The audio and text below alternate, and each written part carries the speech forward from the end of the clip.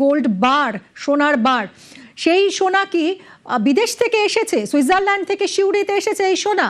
টুলুর বাজেয়াপ্ত সোনা এসেছে সুইজারল্যান্ড থেকে। আদালতে দাবি করেছেন সরকারি আইনজীবী বিভাস চট্টোপাধ্যায়। এই যে 15 কেজি সোনা পাওয়া গেছে, সেই সোনা কি বিদেশ থেকে এসেছে, সুইজারল্যান্ড থেকে এসেছে, দুবাই থেকে এসেছে?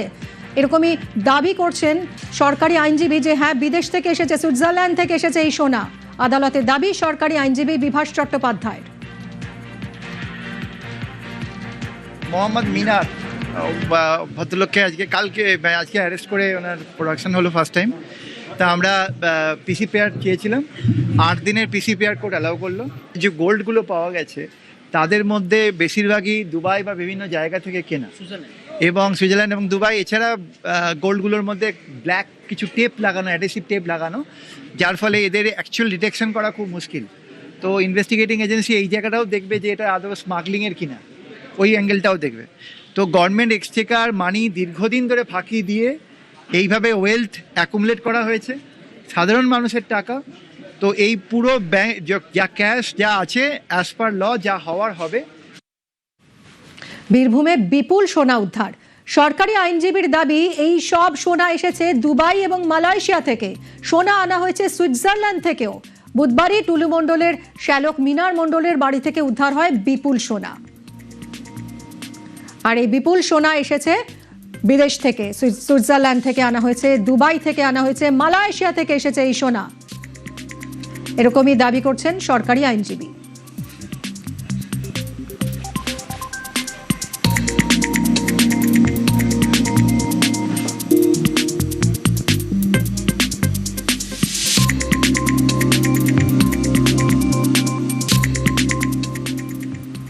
টুলুর আত্মীয়ের বাড়ি থেকে এই বিপুল ধন সম্পদ উদ্ধার হয়েছে। টুলুর আত্মীয় মিনার মণ্ডল, তাকে গ্রেফতার করেছে পুলিশ। তার 8 দিনের পুলিশ হেফাজত হয়েছে। আর এরই মধ্যে টুলু সাম্রাজ্যে অল আউট অ্যাকশন পুলিশের। সিউড়ি রবীন্দ্রপল্লীর বাড়ি, এই বাড়িতে 11 ঘন্টার ম্যারাথন অপারেশন চলে। দুপুর থেকে মধ্যরাত পার করে খানা তল্লাশি চলে। সুপ্রতিমের থেকে আরো ডিটেলে জানবো। সুপ্রতিম, এই যে বাড়ি, এই বাড়িতেই কি টুলু মণ্ডল থাকতেন? এখানে ম্যারাথন তল্লাশি চালিয়ে কি পেল পুলিশ? দেখো, সিউড়ি রবীন্দ্রপল্লীর এই যে দাঁড়িলা ভবন, এই বাড়িতেই কিন্তু টুলু মণ্ডল তার পরিবার নিয়ে থাকতেন। এবং এই বাড়িতে সিউড়ি থানার পুলিশ গতকাল দুপুর 12:30 থেকে প্রায় তল্লাশি চালায় এবং রাত 1:10 নাগাদ সেখান থেকে বেরোয়।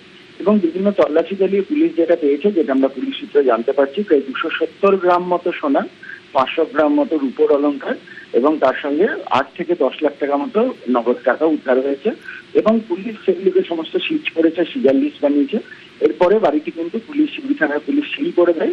এবং ওই বাড়িতে যারা পরিচারক পরিচারিকা ছিলেন তাদেরকে বলা হয় যে তারা যেন বাড়িটি ছেড়ে দেন।